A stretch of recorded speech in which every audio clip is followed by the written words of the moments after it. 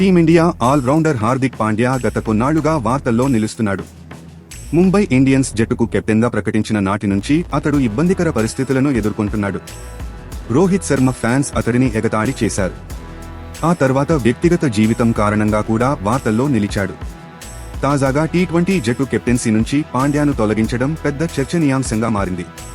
ప్రధాన coach Gautam Gambhir, BCCI సెలెక్టర్లు star batter Suryakumar యాదవ్కు ప్రాధాన్యత ఇచ్చి అతనిని టీ20 జట్టు కెప్టెన్గా ప్రకటించారు. అయితే హార్దిక్ పాండ్యాకు కెప్టెన్సీ తిరస్కరించడంపై కొందరు మాజీలు పెదవి విరుస్తున్నారు. ఈ జాబితాలో భారత మాజీ బ్యాటర్ సంజయ్ బంగర్ కూడా చేరిపోయాడు.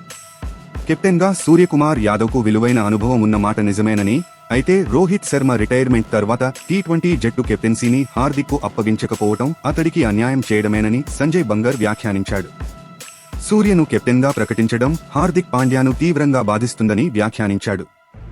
రోహిత్ తర్వాత కెప్టెన్ రేసులో ఉన్నది అతడేనని, అతడిని కెప్టెన్గా ఎంపిక చేయకపోవడం తనకు కొంత ఆశ్చర్యం కలిగించిందని వ్యాఖ్యానించాడు.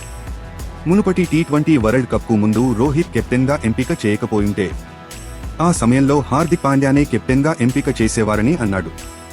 భారత జట్టు ఆ దిశగానే పయనిస్తోందని అనిపించిందని, సెలెక్టర్లు కూడా ఆ మార్గంలోనే వెళ్తున్నారని అనిపించిందని, కానీ ఈ హఠాత్తుగా యూటర్న్ తీసుకున్నారని సంజయ్ బంగర్ అన్నారు.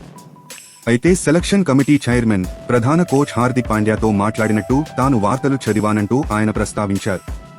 ఈ మేరకు స్టార్ స్పోర్ట్స్లో బంగర్ వ్యాఖ్యానించారు. తాజా సమాచారం కోసం లైక్ చేయండి, సబ్స్క్రైబ్ చేయండి, నోటిఫికేషన్ల కోసం గంట సింబల్ ఆన్ చేసి పెట్టండి.